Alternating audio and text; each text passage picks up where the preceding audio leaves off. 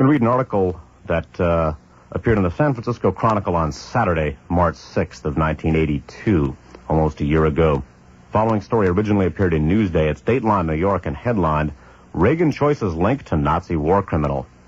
J. Peter Grace, the New York industrialist and philanthropist whom President Reagan appointed as chairman of a private sector task force that will try to improve government efficiency, has been the subject of controversy because of his relationship with a man convicted at Nuremberg of war crimes.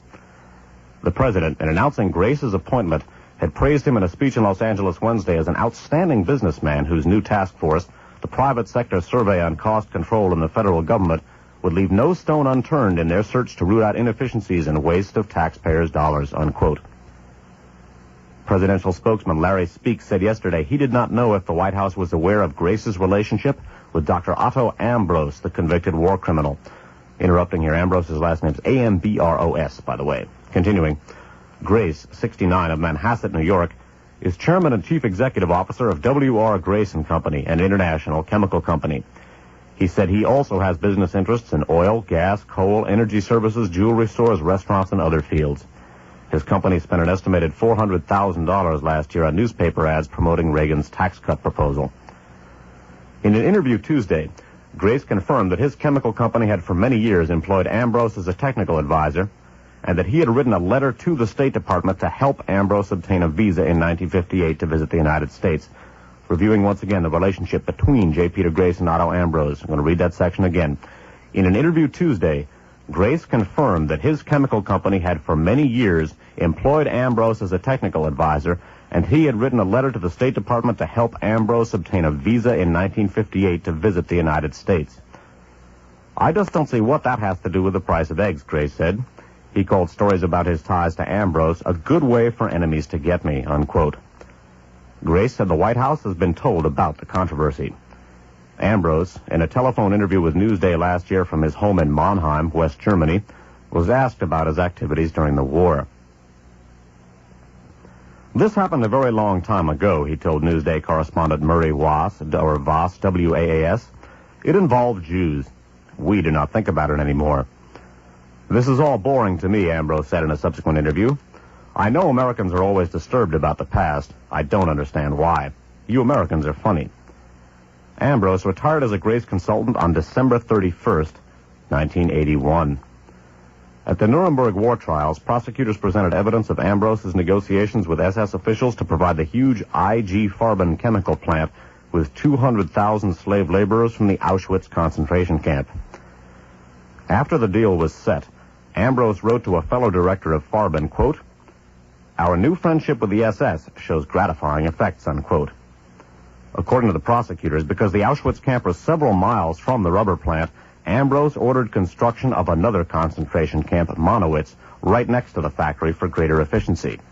More than 25,000 slave laborers died at Monowitz and the rubber plant while Ambros was factory manager. Repeating that last sentence again. More than 25,000 slave laborers died at Monowitz and the rubber plant while Ambros was factory manager. Ambros was convicted of mass murder at Nuremberg and served several years of an 8-year prison sentence. To go on and give you a little more background on Dr. Otto Ambros. Dr. Otto Ambros was the individual who selected Auschwitz for I.G. Farben as the site for two industrial installations to be run by slave labor. Information about this was carried in a book called The Crime and Punishment of I.G. Farben. That book was authored by a man named Joseph Borken. Joseph Borken served on the Antitrust Division, the Special Warfare Section of the Antitrust Division of the Department of Justice during World War II, which basically was entrusted with the job of attempting to break up and deal with the complex cartel system by which Nazi Germany acquired much of its war-making capacity. In this job, of course, Joseph Borken came across I.G. Farben and had to deal with it extensively. And his book about his exploits and about the I.G., this book, The Crime and Punishment of I.G. Farben, was published in 1978, and it was copyrighted in 1978, I should say, published in paperback by Signet Books. Okay? So, or by Pocket Books, rather, which is a division of Signet. So, Joseph Borken's Crime and Punishment of I.G. Farben, available in softcover by Pocket Books, copyright 1978. Dr. Otto Ambrose was selected by an IG official named Krauch, Krauch, to survey a possible site for IG Farben's new industrial installations, which were to involve a synthetic rubber plant as well as a synthetic oil plant. And eventually, Otto Ambrose came to select Silesia, recommend to Krauch as Silesia, and specifically Auschwitz, as the site for these installations. Krauch accepted Ambrose's recommendations, and the Auschwitz concentration camp became the fount for labor for these installations, and thereby was formed an infamous relationship, one which was to go down in history. Joseph Borgen, on the crime and punishment of I.G. Farben, relates the story of how Otto Ambrose came to choose Auschwitz as the site for these camps. Krauch assigned Ambrose, one of IG's most talented Buna chemists, to survey Silesia. Ambrose was an unusual figure. He was the IG expert on both Buna being a form of synthetic rubber, and poison gas. Moreover, in 1932, he had conceived the underlying theories which ultimately led to the modern magnetic tape technology. Interrupting here, keep in mind the fact that Otto Ambrose was in charge of poison gas development for I.G. Farben. That places him right in the center of the extermination of European Jewry and other ethnic groups, as well as in the development of I.G. Farben's infamous slave labor installations at Auschwitz. Keep this in mind because we're going to talk about I.G. Farben and their poison gas a little later. In evaluating the Polish Silesian area, Ambrose made a personal and detailed exploration of the proposed sites. The one he finally recommended was particularly suited for the installation. A coal mine was nearby, and 3 rivers converged to provide a vital requirement, a large source of water. Keep in mind that coal mine. We're going to speculate about that in a second as well. Together with these 3 rivers, the Reich Railroad and the Autobahn afforded excellent transportation to and from the area. These were not decisive advantages, however, over the Norwegian site previously considered, but the Silesian location had one advantage that was overwhelming. The SS had plans to expand enormously a concentration camp nearby. The promise of an inexhaustible supply of slave labor was an attraction that could not be resisted. Krauch wholeheartedly accepted Silesia over Norway, where the population was already in ferment over the brutality of the German occupation. The historic nature of Krauch's choice could never have crossed his mind. The name of the Polish village he selected for the Buna site was Auschwitz. Once the project and site were formally approved by the Reich and the IG management, enthusiastic about expanding its operation, assigned the name IG Auschwitz to the new division, hereafter the official designation in IG's meticulously ordered table of corporate organization. Technologically and economically, it was only natural that a synthetic oil plant be built as a companion to the rubber factory. For Bergius and Buna, high-pressure chemistry was the common ground. Accordingly, a large hydrogenation plant to convert coal into oil with a capacity of 778,000 tons a month was also begun. The IG directors selected Ambrose for the rubber installation and Heinrich Beutefisch for the gasoline plant at Auschwitz.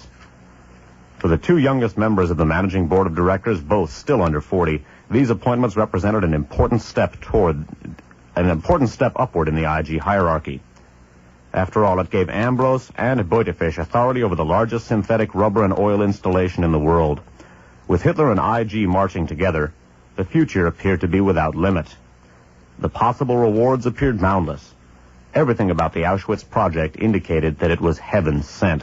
Interesting choice of words in light of the subsequent association between Vatican luminary J. Peter Grace, head of the American wing of the Knights of Malta, and the Dr. Otto Ambrose, the individual who came up with this apparently heaven-sent plan for building industrial installations at Auschwitz and availing themselves of Auschwitz inmates as slaves.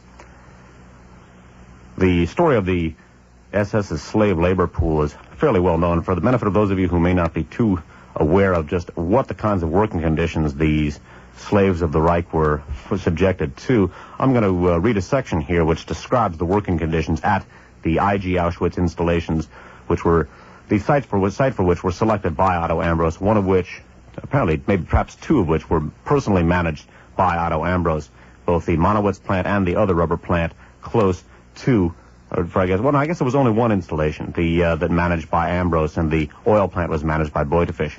Anyway, Ambrose managed the rubber plant at which the following conditions were in evidence. And keep in mind that 25,000 inmates were worked to death, okay? About the conditions at IG Auschwitz, Borken writes, at times, the inmates were literally worked to death. It was no rare occurrence that detachments of 400 to 500 men brought back with them in the evening 5 to 20 corpses.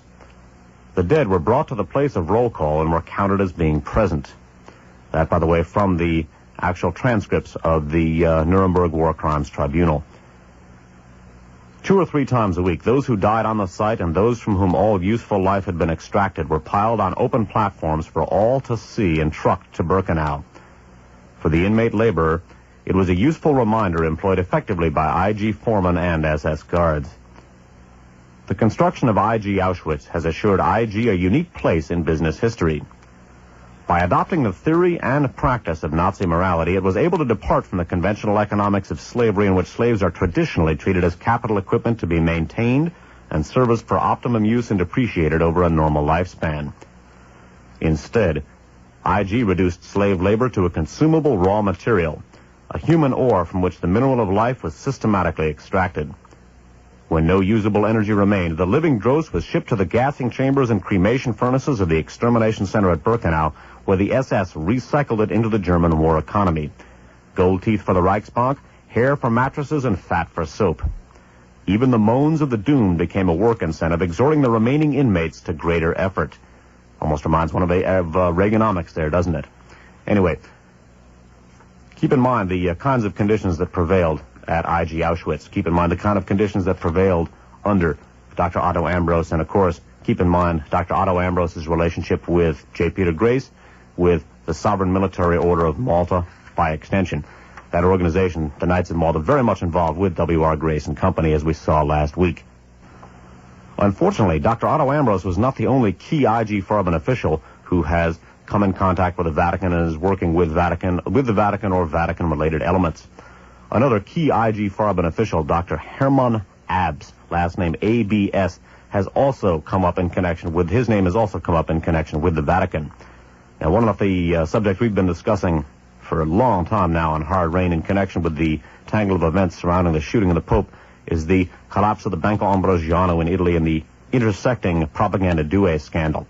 One of the international banking officials called in by Pope John Paul II to manage the messy Vatican financial situation was the aforementioned Hermann Abs, okay? And just what Hermann Abs was within the hierarchy of Third Reich industry we're going to talk about right here. The appointment by Hermann J. Abs to sort of oversee the Institute for Religious Works, the Vatican Bank, headed by the ill-starred Paul Marcinkus up until quite recently.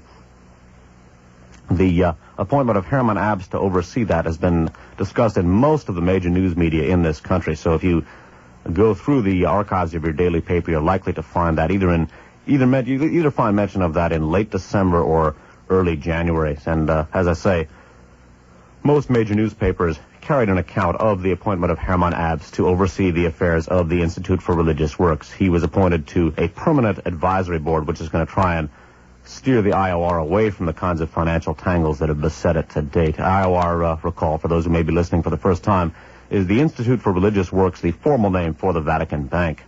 The Vatican Bank apparently guaranteed letters of patronage to the tune of $1.4 billion of loans that were made by Banco Ambrosiano to some very shady Latin American subsidiaries.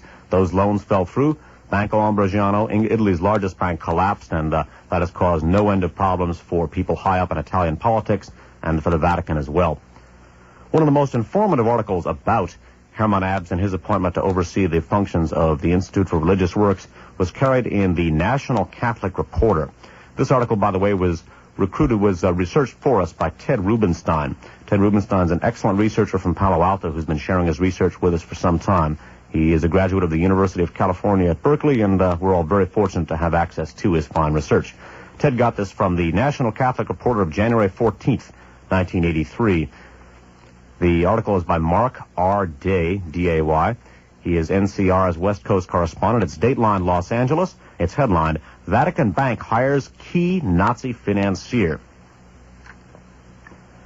The Jewish organization based here demanded December 29th that Pope John Paul II remove Hermann J. Abs, a prominent German banker, from a special Vatican Bank advisory group.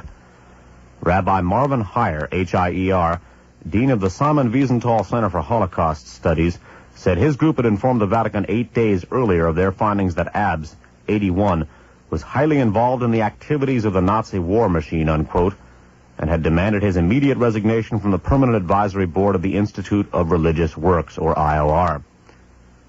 Monsignor Jorge Mejia, M-E-J-I-A, of the Vatican Secretariat for Promoting Christian Unity, contacted Rabbi Heyer January 5th, telling him that the Vatican was undertaking a full investigation of the Abs appointment. The investigation, he said, would be headed by Cardinal Agostino Casaroli, Secretary of State. Mejia also requested that Heyer send him a copy of a United States government report on the Deutsche Bank, completed in 1946, which details much of Abs' participation in that bank during World War II. The center has also received a letter from Archbishop Pio Lahi, L-A-G-H-I, first name P-I-O, the apostolic delegate to the U.S., assuring that, quote, proper attention is being given to the matter of your concern, unquote. Among the findings of the Wiesenthal Center and of Charles Higham, H-I-G-H-A-M, a leading expert on international banking during World War II, are the following. A U.S. Treasury report has called Abs one of the most important financial figures in the Third Reich and a man whose rise within the Nazi economy was phenomenal. Abs was a partner of Delbruck, Schickler and Company, a well-known private banking house in Berlin, a favorite of Nazi leaders Hitler, Rosenberg, and Dahlöge, the former chief of the Gestapo. That last man's last name, by the way, is D-A-L-U-E-G-E. I've also seen alternate spellings of that. Continuing. Next section is very, very important. Abs served as chairman of the executive board of the Deutsche Bank, the largest bank in Nazi Germany during World War II. The Deutsche Bank provided the funds to build a rubber plant at the site of the infamous Auschwitz concentration camp. Repeating that passage again. Abs served as chairman of the executive board of the Deutsche Bank, the largest bank in Nazi Germany during World War II. The Deutsche Bank provided the funds to build a rubber plant at the site of the infamous Auschwitz concentration camp. Of course, that rubber plant was the aforementioned rubber plant founded there by Hermann Abs and by Otto Ambros and managed by him. Recall that at the Monowitz concentration camp that Ambros founded and managed, 25,000 Auschwitz inmates were worked. Well, 25,000 inmates were worked to death. We don't know how many from Auschwitz were worked to death before the construction of Monowitz. Continuing here with the NCR article, National Catholic Reporter article from January 14th. Abs also served on the board of the IG Farben conglomerate which built the rubber plant, and Abs was present, said Heyer, at a meeting of the board of directors when they discussed longer hours and the use of prisoners of war to meet production demands during a labor shortage. Interrupting again, recall that concentration camp inmates were the standard work fare for IG Auschwitz, and apparently here Abs also was there to help negotiate use of prisoners of war in this capacity as well.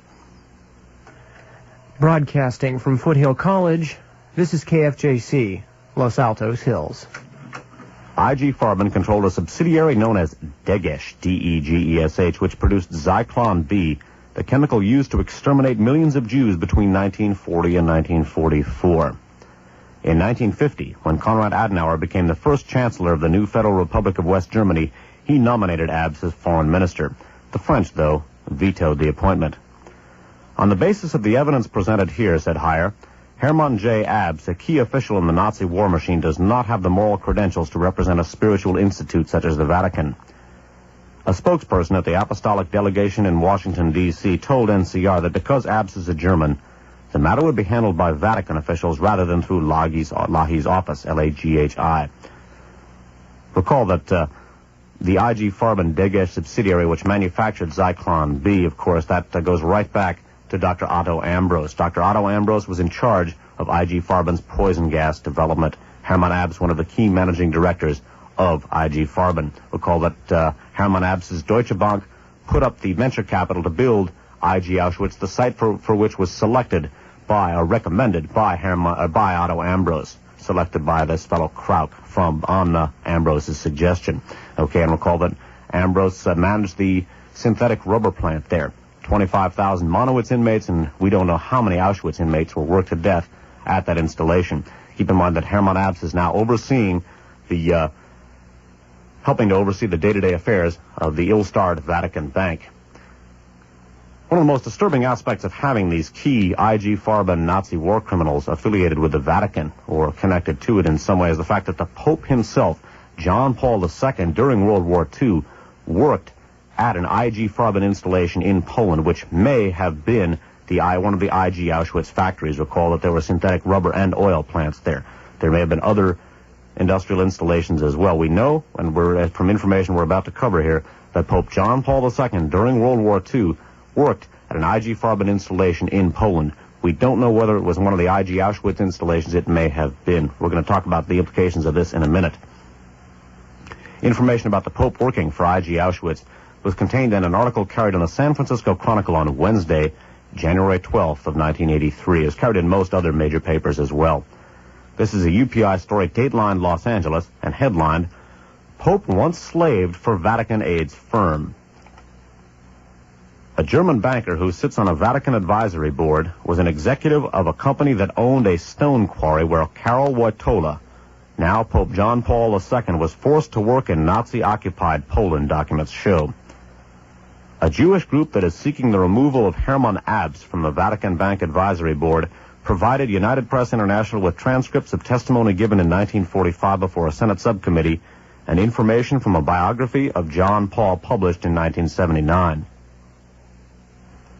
In a sense, Abs was the Pope's employer, said Rabbi Marvin Heyer, head of the Simon Wiesenthal Center. The center, which charges that Abs was a financial power behind the Third Reich who personally benefited from the expropriation of Jewish and Polish property, has been trying to force the Vatican to rescind his appointment. The Vatican said last week that it was investigating the allegations. In a report titled, Elimination of German Resources for War, the subcommittee of the Senate Committee on Military Affairs said Abs was a director of Deutsche Zollwerke AG, a Belgian conglomerate that was controlled by Germany after Belgium fell in 1940. Interrupting very briefly, Deutsche Zollwerke AG is as mentioned here, a Belgian-based chemical conglomerate.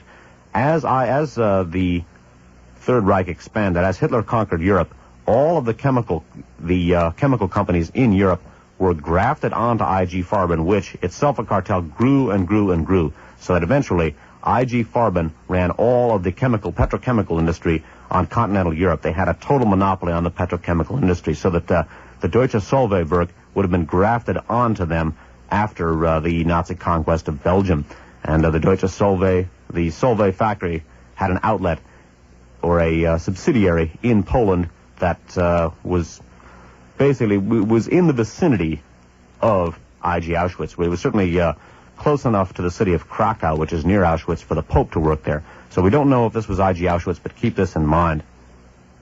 Keep in mind that the Solvay chemical factory, like all chemical firms in continental Europe, came under the stewardship not only of Nazi Germany, but they became actually part of the growing IG Farben chemical cartel, of which Otto Ambros was a key member, of which Hermann Abs was one of the main managing directors.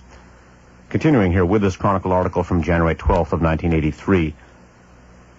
According to John Paul II, a pictorial biography published by McGraw-Hill, the future Pope was compelled to work during World War II at, quote, the stone quarry linked with the Solvay chemical works, unquote. Now recall that there was a coal mine, which was one of the key aspects of, one of the key factors that caused Otto Ambros to select Auschwitz as the site for the synthetic rubber and also the oil and chemical plant, the oil plant, synthetic oil plant at Auschwitz. We don't know whether the coal mine is we don't know whether the stone quarry and the coal mine are one and the same, whether they're two separate installations here, but keep that in mind. Repeating here this last passage. According to John Paul II, a pictorial biography published by McGraw-Hill, the future Pope was compelled to work during World War II at, quote, the stone quarry linked with the Solvay chemical works. Under the Nazis, Poles were forced to work under the threat of confinement in prison camps. The Senate report also said Abs was chairman of a mining subsidiary of Solvay.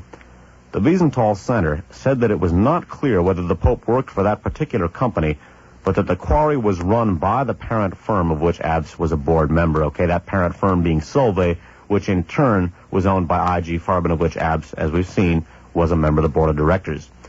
Abs, now 81, was chairman of the Deutsche Bank from 1940 to 1944. Okay, so we know that Pope John Paul II worked at a stone quarry owned by the I.G. Farben-controlled Solvay chemical factory. We don't know whether that was the coal mine, or you'd think that they would distinguish between a stone quarry and a coal mine, but sometimes these details do get mixed up. Now, we also don't know just what it was that Pope John Paul II was doing at the I.G. Farben subsidiary in Belgium. We don't know whether this was I.G. Auschwitz as well. Now, the Pope was in Krakow, which is very near Auschwitz, which is the Polish name for Auschwitz. And confirming some of the information, this excerpted from the book mentioned in the text of that Chronicle article. This is from Pope John Paul II, a pictorial biography authored by Peter Hebblethwaite, Hebbelthwaite, and a man named Ludwig Kaufmann, Kaufmann, and also with the collaboration here of Dr. Alois Anklin, Anklin, and Dr. Reinhold Lehmann, Lemann. Okay, a brief excerpt from Pope John Paul II, a pictorial biography. This published in hardcover in 1979 by McGraw-Hill. In 1942, Wojtola's studies took a completely different direction. He became a student of theology in the underground seminary run by Archbishop Sapica, S-A-P-I-C-H-A, while continuing to work at the Solvay factory. He has never fully explained what made him decide to become a priest. And still later here, the events of the 6th of August, 1944, showed just how dangerous his decision was and left him immured in the Archbishop's palace until the liberation. What happened was this. A few days after the Warsaw Uprising, Gestapo and SS units descended upon Krakow and arrested all males between the ages of 15 and 50. There were sounds of shooting in the streets. Wojtola stayed in his flat in Tajnika Street and prayed. The house was not searched. But from this Black Sunday onward, the Archbishop decided that the seminarians would live in his palace and sleep on makeshift beds in the drawing room. They would not emerge until the Germans had gone. But having abandoned his work at the Solvay factory, Wojtola was now without an Arbeitskarte and was therefore a non-person.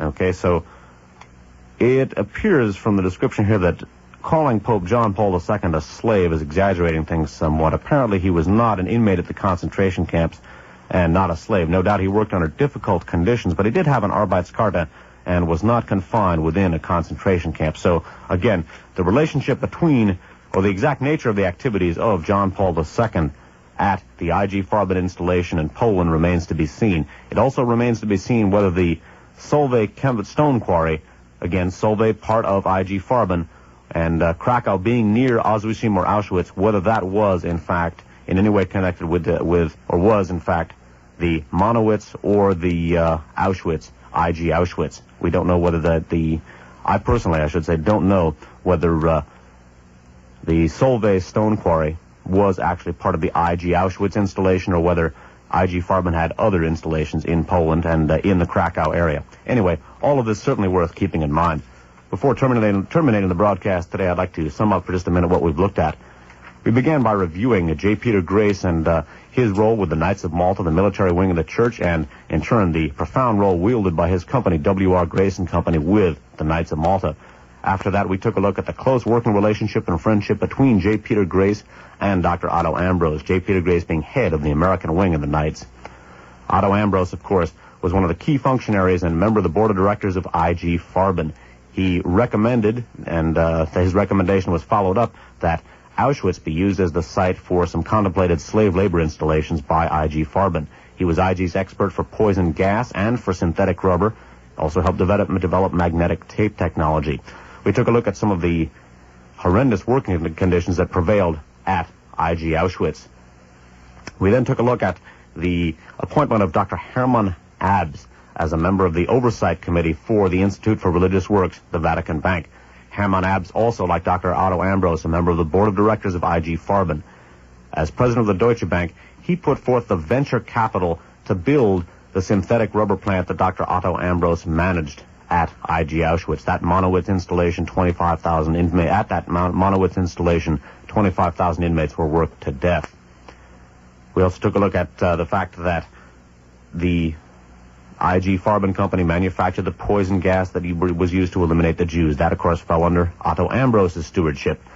We also took a look at the fact that Pope John Paul II worked for an IG Farben subsidiary called Solvay Chemical Company. He worked at a stone quarry owned by Solvay. Solvay being a subsidiary of IG Farben, as were all chemical companies in Europe under the domination of Europe by the Nazis.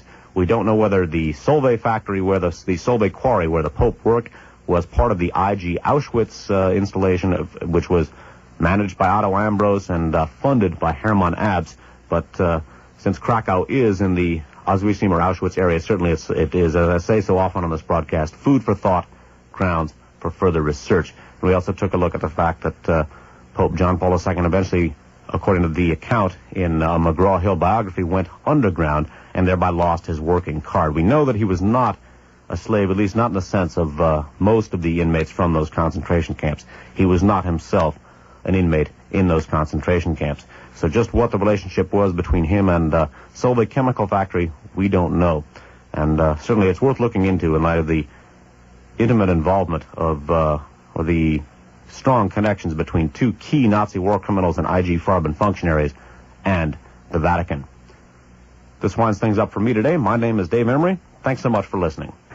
And that was, again, a Hard Rain tape from 1983 featuring the same Dave Emery, who is here in the flesh with me, Nip Tuck, tonight in the studios of KFJC as we just about wrap up the information portion of our broadcast. We do have one last article to read, and then it looks like we're going to have a good 45 minutes or so for phone calls. So those of you who are hardy of spirit and intestinally fortitudinous enough to have stuck with us to the bitter end here, or who have tuned in partway through. Or been drinking coffee. Or have been drinking coffee, or whatever your choice of stimulants.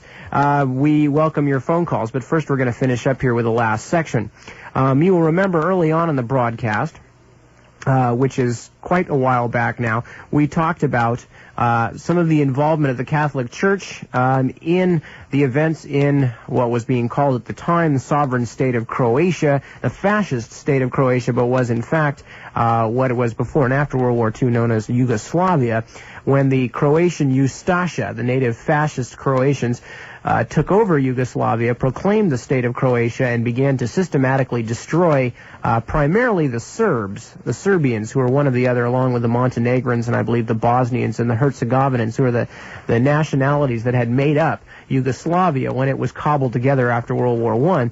And the Serbs and the Croatians have long been enemies. The Croatians are Catholics. The Serbians are Eastern Orthodox. And the Croatians began to systematically destroy the Serbs. And we quoted one man as saying that what needed to be done was to kill a third of the Serbs, expel a third of the Serbs, and force the other third into Catholicism, and thereby make Croatia entirely Catholic in 10 years. Well, they went a long way towards doing that. We talked about the absolutely hideous acts perpetrated on Serbs, Gypsies, Jews, and others by the Croatian fascists, by the Ustasha, under the government of Ante Pavelic. And we talked later on in the broadcast about a Father Draganovac, who was a key liaison between the Vatican and the Pavelic government, and the fact that the Vatican did virtually nothing to curb the excesses of the so-called Catholics of Croatia. Well, beyond that, it actually had it not only winked at the Pavelic government, but had, for all intents and purposes, a working relationship, as Draganovic's position indicates. Draganovic also a key figure later on in the rat line. Yes, and we mentioned that when the British envoy brought up some of the terrible things going on in Croatia, Pope Pius XII referred to Ante Pavelic, the head of the Croatian fascist state, as a much maligned person. Meanwhile, at the same time that he was talking about the true Ustasha is a man who can take a knife and rip a baby from the womb of its mother, and they were chaining people together with a wire and throwing them off of cliffs and then throwing hand grenades down on top of them and having throat-slitting contests and things of this nature. A much maligned person. Anyway, one of the men whose involvement with the Ustasha government has been a source of some controversy was a man by the name of Cardinal Stepinac, S-T-E-P-I-N-I-C. Let me try that again. S-T-E-P-I-N-A-C, Cardinal Stepinac. We talked about him. He was, I believe at the time, the highest-ranking Catholic in Croatia. He was also a member of the Croatian Church, right? Head of the Croatian Church, and also a member of the Ustasha government. Mm-hmm. And basically, he, that is to say, Stepinac was interned as a war criminal by the Yugoslavian government after World War II, and his internment and alleged martyrdom, alleged at least by the Ustashi sympathizers, has been a subject of considerable controversy.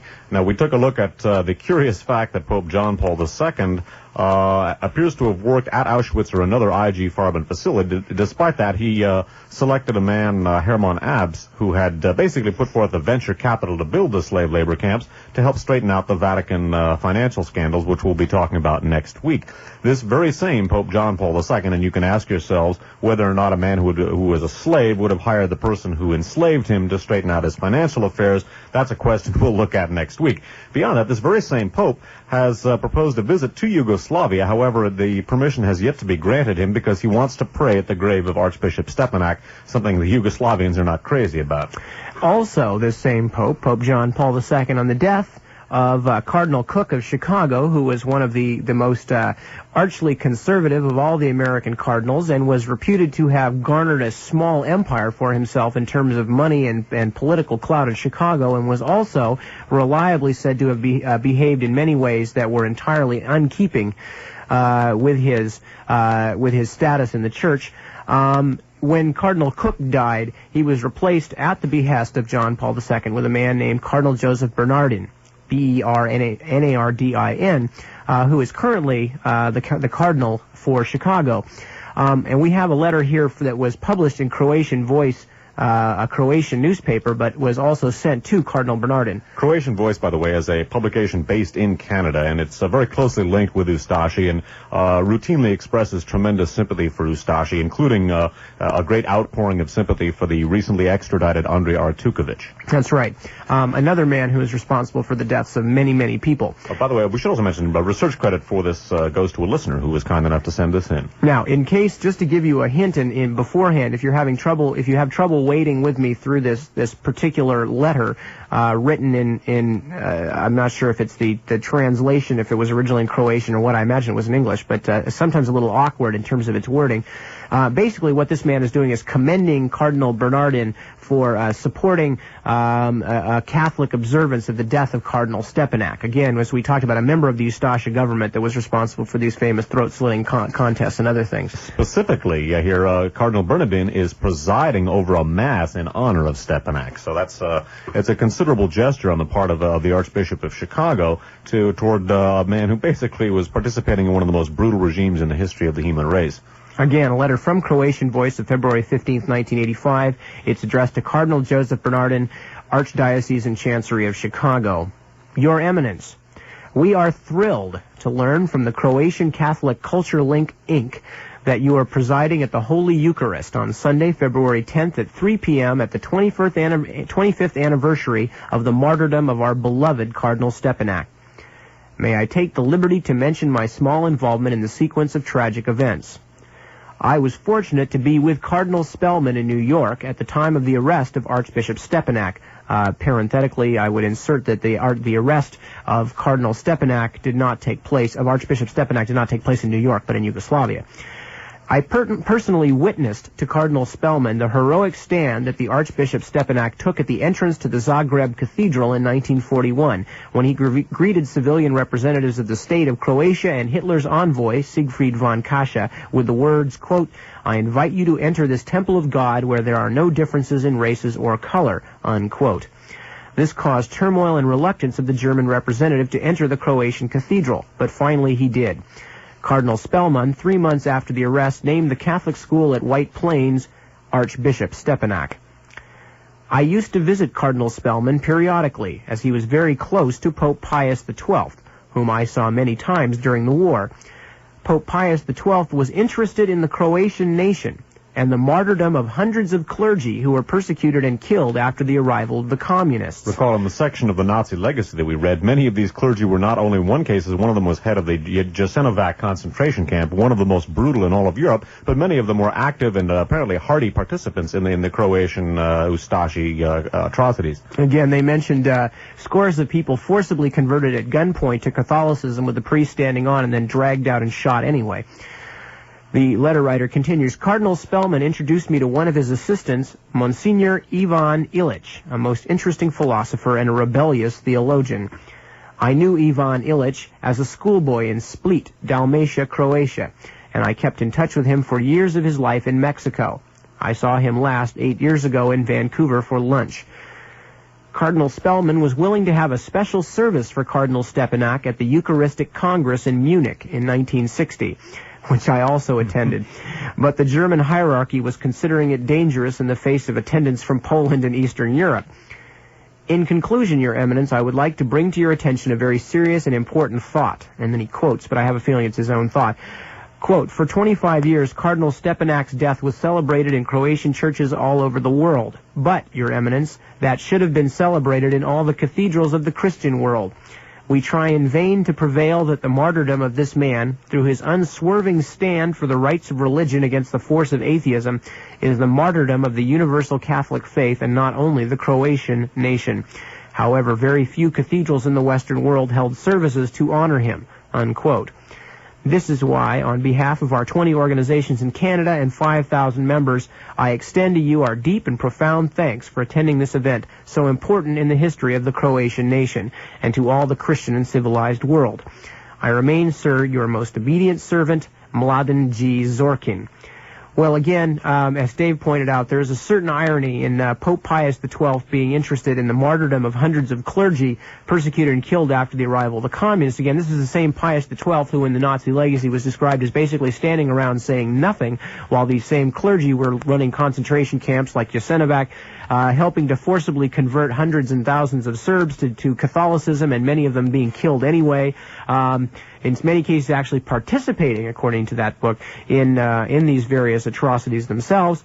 Pius could only call Ante Pavelic, the dictator of Ustaša, Croatia, a, quote, much maligned person, but yet managed to find it in himself to be interested in the martyrdom of hundreds of clergy persecuted and killed after the arrival of the communists, some of whom perhaps were not as innocent as could be. Of course, now again, this is the same man who's, we're not even going to take time to review it, but whose links and cooperation with fascism date back to 1919 when he gave church funds to Hitler to, quote, quell the devil's works. And make of that what you will in light of the information we've presented. Absolutely. And remember one last thing, though, while we're talking about the enigma of John Paul II, because, again, the farther we get into this, you'll see that John Paul II becomes, as once was said, what is it, a riddle wrapped inside of an enigma. His position in this whole thing is very unclear. On one hand, we will be developing information later in the show that suggests his overtures to the Eastern Bloc may have been one of the reasons that he was shot. Then again, on the other hand, we're looking at the information, as Dave mentioned, about his rather questionable past during World War II, his appointment of Hermann Abs to oversee the Vatican bank scandal, which is rather like sending in a weasel to count the chickens, and his appointment of people like Joseph Bernardin, who can find sympathy in their hearts for Cardinal Stepanak, and John Paul II's own seeming plan to go and pray at the grave of Cardinal Stepanak.